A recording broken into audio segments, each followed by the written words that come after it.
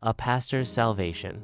Pastor Lula stood on the worn wooden pulpit of the small church in Luzira town, his heart swelling with gratitude. The sun streamed through the stained glass windows, casting a kaleidoscope of colors onto the worn-out pews. For nearly a decade, he and his wife, Molly, had poured their souls into this place, nurturing a congregation that bloomed like a desert flower after rain. Families were united, lives transformed, and faith rekindled under their loving guidance.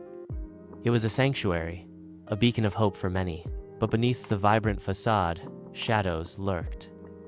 Satan, ever cunning, sought to undermine their work. It began subtly whispers of discontent among a few ministers he had personally appointed, leaders he had mentored and who had grown to love the church as deeply as he did.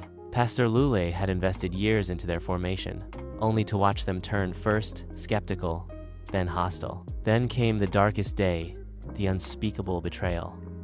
A faction of his own ministers, once brothers in Christ, rose against him. They whispered lies, sowing discord among the faithful. It felt as though the ground had opened beneath him, and he was free-falling into despair. Despite the tears and the prayers, the church gradually fractured, and the core of his ministry crumbled. The pain of loss weighed heavily on both him and Molly, leaving them emotionally and spiritually depleted. In time, with the guidance of God and a steadfast heart, Lula began rebuilding. They focused on the remnant who remained, pouring their love and teachings into the supportive souls still standing by their side. Slowly, as trust was reestablished, the congregation grew again. New faces began to fill the pews, hungry for the word. Pastor Lul raised fresh ministers, eager young men and women with a passion for serving God. Yet, underneath the renewed hope, a pernicious fear took root in Lule's heart. He could not shake the betrayal or the fear of losing the church again. So he began to make choices guided more by fear than by faith. He appointed ministers but withheld authority from them, keeping leadership shackled to his grip. He thought he was being responsible, protecting the church from another potential betrayal. But over time, he suffocated their growth, stunting their potential and calling. Months passed.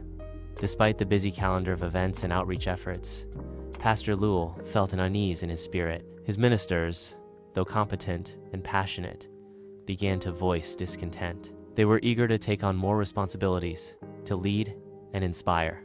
Instead, they found themselves sidelined in obvious ways, never trusted with the reins, always waiting for guidance that never came. Each Sunday, they watched as Lula preached with fervor while they stood as silent bystanders. It tore at Lula's heart, but he was determined to be cautious. Slowly, the joy of ministry turned into an atmosphere heavy with unspoken frustrations and resentments. It tore at Lule's heart, but he was determined to be cautious.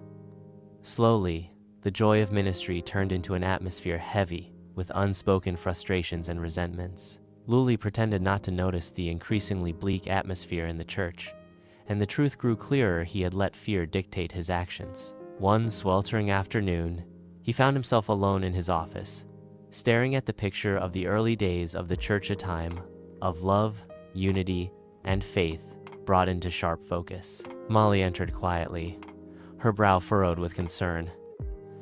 "David," she said softly, using his given name, "you need to stop this. It's not just you who suffers. Look at our ministers. They're hungry to grow, and yet you keep them in the shadows. They are not your enemies. They're your brothers and sisters in Christ." His heart raced, and a wave of defensiveness surged within him. "They don't understand. I can't let anyone else lead. What if they betray me again? What if I'm wrong? I can't experience that pain again, Molly. Or they can't experience their purpose because you won't let them. This is not about you. This is about God's calling on their lives. You're blocking his work by holding so tightly to this fear." Her words cut deeper than any sermon.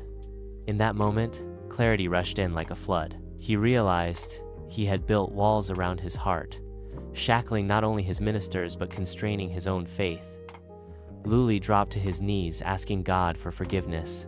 Tears streamed down his face, a mixture of sorrow for his decisions and the realization of the spiritual stagnancy that had taken root in both his life and the church. The following Sunday felt like an awakening. With trembling hands, Pastor Lules held the microphone, facing his congregation with renewed determination. I have wronged you. I've let fear dictate my decisions. I've stifled the very ministers God called to serve beside me. Today, I release the fear and the control. We will venture forth together. The room erupted in applause, but Lules' eyes fell on the ministers he had restrained. He spoke directly to them. I apologize for my shortcomings. From now on, I entrust you with your rightful roles. Lead boldly, speak freely, and I promise to support you. A wave of relief washed over the congregation. Lules saw tears in the eyes of those he had mistreated, love and understanding bubbling to the surface as they embraced him. Together, they prayed and wept. A community bound not just by their strengths, but also by their vulnerability that day. A new chapter began, one filled with shared burdens and collective responsibilities. As Pastor Lules looked into the eyes of his ministers, each brimming with the potential to lead, he realized that salvation, indeed, encompassed more than his own soul. It was in giving others the chance to find theirs as well. His restoration was intertwined with theirs, and their growth would be the true testament of faith flourishing within the church once again.